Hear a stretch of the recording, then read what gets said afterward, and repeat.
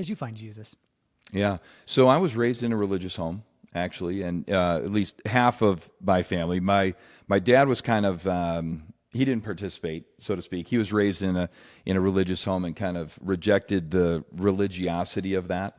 I was raised in a relatively religious home in a Catholic environment, which I have a lot of affection for. Learned a lot, grew a lot. Was actually I understood right and wrong. I understood moral value. I understood that I was created, but it wasn't until college that I was kind of surrounded by guys that were men of faith, that were followers of Christ, and we would have these late night conversations at Virginia Tech, and we were always so close. Like I felt like we believed mostly the same things, but I was experiencing God in a different way than they were, and I wanted what they had because they had joy, they had peace.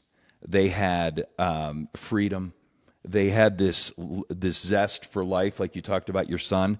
And I had kind of a burdensome faith where I was trying to perform and trying to be good enough. And I think I was kind of a works-based faith at that time. And, it kind of related to my relationship with my father. My father was a great man. I loved my dad. I discovered that he was an alcoholic sometime in high school. That began a little bit of a different relationship with my dad. One that was really performance-based. I knew that if I performed in school and performed in sports, my relationship with my father was going to be good. Yeah. So I understood how to kind of stay out of the crosshairs. But then I kind of projected that onto my relationship with my heavenly Father, with God. And I felt like my relationship with God was performance-based, and it was super heavy, because I was only as good as that day. How did I do today? Yeah. Was I good enough today to earn God's favor, to earn his love and acceptance? And my friends in that college environment said, well, that's really not the way God designed the relationship. God has forgiven you. God has set you free. When you receive Jesus, he actually takes that burden off. And there was a book that I was reading at the time called Pilgrim's Progress. And in Pilgrim's Progress, it talks about the main character was carrying a burden, a bag, a burden.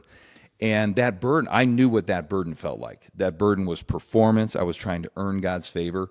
And when I finally surrendered my life to Christ and received that free gift of salvation, received his grace and forgiveness, that bag, and I think I told you this the first time we talked, that bag dropped off. Yeah. I felt a physical lightness and a heart lightness. And then next time I saw my friends, they were all like, man, you seem light. Like, you're different. I'm like, I surrendered to Christ. Right. I finally gave up that performance mentality and received the free gift of salvation. And from then on, it was really a different kind of life. Well, and your older brother also. Yeah. He kind of found this, Yes. led you onto that path, and you, of course, want to keep up with your older brother, right? Well, in this case, I didn't really want to be like my brother because I watched him tell my mom that he had given his life to Christ, and I watched her cry in response to that because she felt like him becoming what she would consider Protestant was outside of her Catholic upbringing. Like somehow he had rejected her faith. And the interesting thing was, no, he was living out the faith, and she came to realize that later. But I watched this happen, and I remember when I was going away to school, she was like, "Hey, Jimmy, just remember you're Catholic. It's very strong. This is a very important moment. And by the way, there's nothing wrong with being Catholic. It's all about loving Jesus. The denomination doesn't matter so much. And I said, Mom, come on, I'm good. But my brother's example. So the life change that I saw in my brother was very attractive to me because he was taking a lot of heat from my father at the time, and I saw his response change to that. I saw him become a different person, more at peace. He weathered the storms in a different way. I saw him reading his Bible, which we were never encouraged to do. Yeah. And so all of a sudden I saw this faith really bringing transformation to him.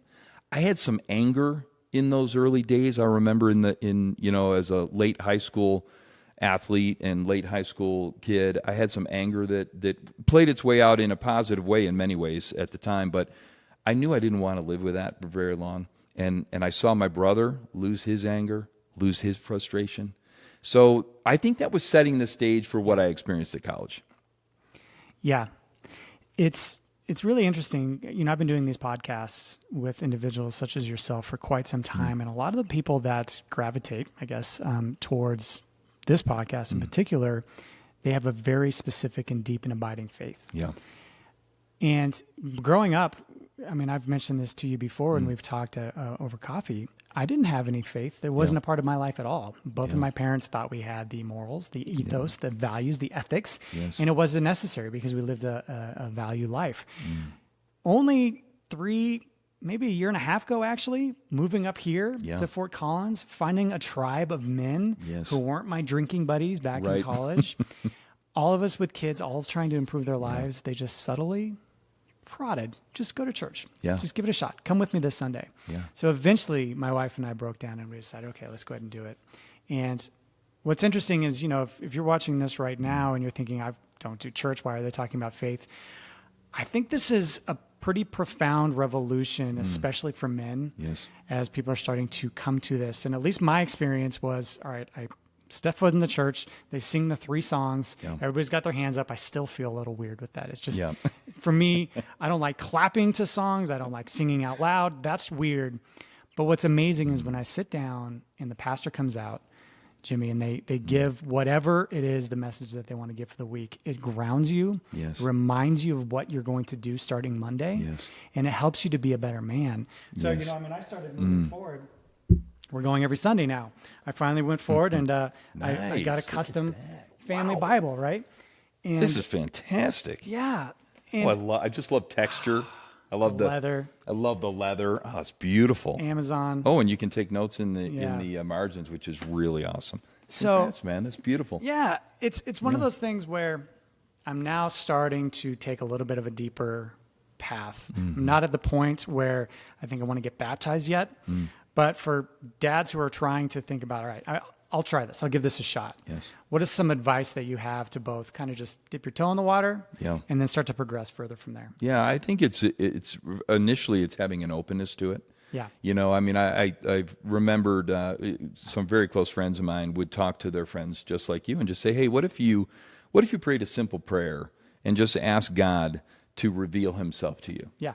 God, if you're real, show me. Right. Show me. Reveal yourself to me. My heart is open to receive communication from you, so to speak. And my experience with that type of simple prayer is God always delivers. He always shows up in significant ways. And I think part of it is you are orienting your mind and your heart towards seeing God.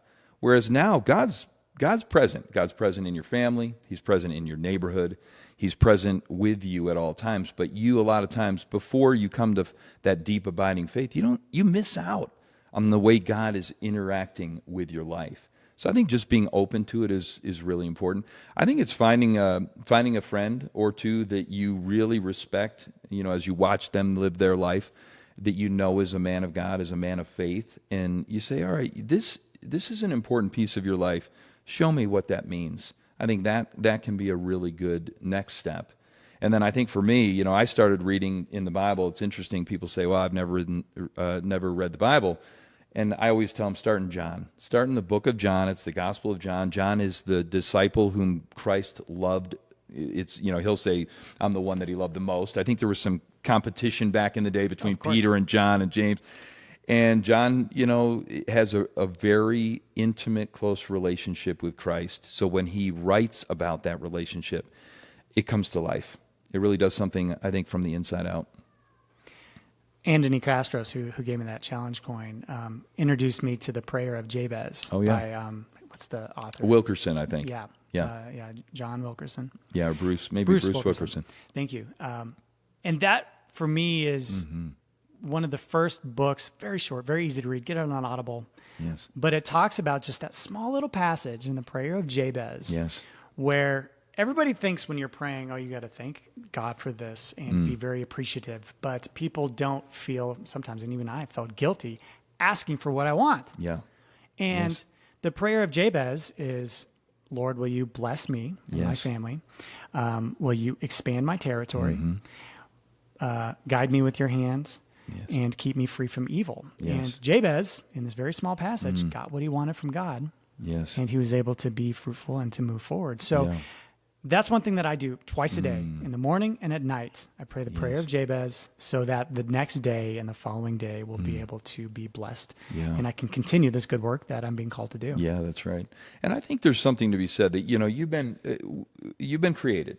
Right. You've been designed. And, anytime there's a designer or a creator, the thing that they've designed or created is made with a purpose. And so until you connect with the designer, the creator, it's difficult to know your God-given purpose. So I think for me, connecting with God in such a way gives me insight into what God wants me to do, into what I'm made for, into the type of person I'm supposed to be. So, I always encourage people, hey, the watchmaker made that watch to tell time. It's there for a specific reason, with a very beautiful design. You're no different. But it's a more special relationship because it's with your creator, the creator of the universe. So, for me, we a lot of times will try to fill the void. I mean, there is definitely in life. I was just hearing from the Masters champion who said, winning golf tournaments satisfies me for about that long. It's not a satisfying life. Being a professional golfer is not a satisfying life. And all of us would look at him like, hey, I'll take it. Give me a chance. That might be satisfying. But you know what? Tom Brady, when he won Super Bowl, said, is this it? Every single person at the top questions, is this all there is? Right. Why? Because those things are not designed to satisfy the human heart. Not for long.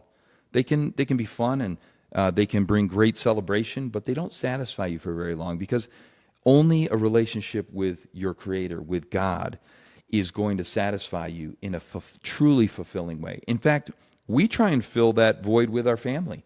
Let's make the family our God. Let's make family the thing, and which isn't a bad thing, but it's not the preeminent thing. It still has to be in order between your relationship with God and then your relationship with your family and loved ones. So anytime you're trying to fill that void of satisfaction and fulfillment with anything but God, it will not satisfy.